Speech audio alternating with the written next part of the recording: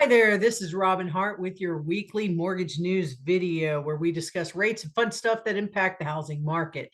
This is the week of February 15th, 2024. Let's dive into rates, y'all. All right, rates are ugly. No need to sugarcoat it. They are in the low sevens. You might be asking what the heck happened. Well, basically, inflation smoked our mortgage securities and rates. Yes, we've not received good news from the markets over the past 15 days. And between CPI indexes showing inflation going up and the jobs numbers going out of control, the end result is that basically, when markets see inflation sticking around, rates just aren't coming down. Our rates are currently back in the low sevens. Don't fret yet. We all still see and expect those pesky rates to come back down. And with slightly higher rates in mind, Freddie Mac just released their updated forecast for 2024. And somehow they finally realized in their forecast that rates may come down in the very near future. And if those rates do come down, it may not be in the best interest of buyers to pay a bunch of points at the time of purchase out of pocket, only to refinance to a low rate within 6 to 12 months down the road. Go figure. And with higher rates and slower construction, we have a standstill or a lock-in effect with current homeowners. Basically, homeowners who may need another property, whether it be larger or smaller or nicer, they're pretty much staying put because they've chosen to stay with a rate that they like for a home that they don't. Okay, let's put that in another context, perhaps a Valentine's Day context, since we just had Valentine's Day. You stay with the one you don't love because it's too expensive to go on another date for a few months with someone you might actually love. Think about it like that. Put it in a different context of some kind. You might find that homeowners are eventually singing another tune. And with that in mind, here are some Zillow stats that might blow your mind. In January alone, where the internet and the news industry and every social media hack without a finance degree are all making homebuyers worried about the housing collapse that's not going to happen.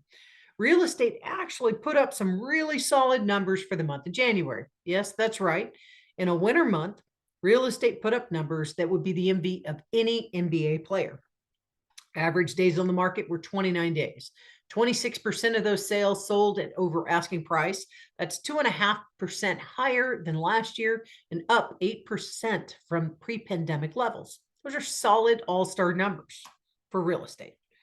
And if you're looking for a job in construction, apparently DFW is the place to be. DFW tops the list for construction jobs in all major US metros. Kind of cool. And what actually is America's biggest problem? Well, we have plenty of them. I get it. But I'm guessing you don't know what this one is and what this chart actually means. Well, housing inventory has basically plummeted.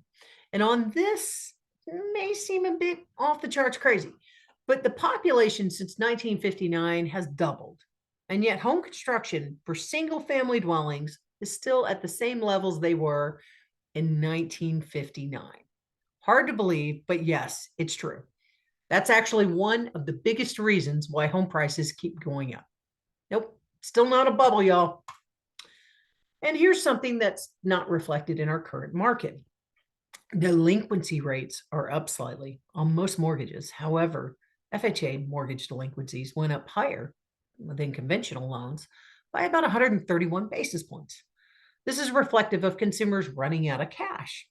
Now, FHA loans are typically used for buyers, a lot of first-time home buyers who have lower credit scores, lower down payments, and most, but not all, conventional products. So what does that mean? It's typically when average consumers kind of run out of cash, but that's usually one of the first signs of actually a pending recession, which would be great for interest rates. And just when you thought our mortgage industry was too cray-cray over verifications and documentation, last month in Charlotte, North Carolina, we finally got something to be proud about. A scammer was stopped from taking advantage of a homeowner. The owner of the home owned that home free and clear.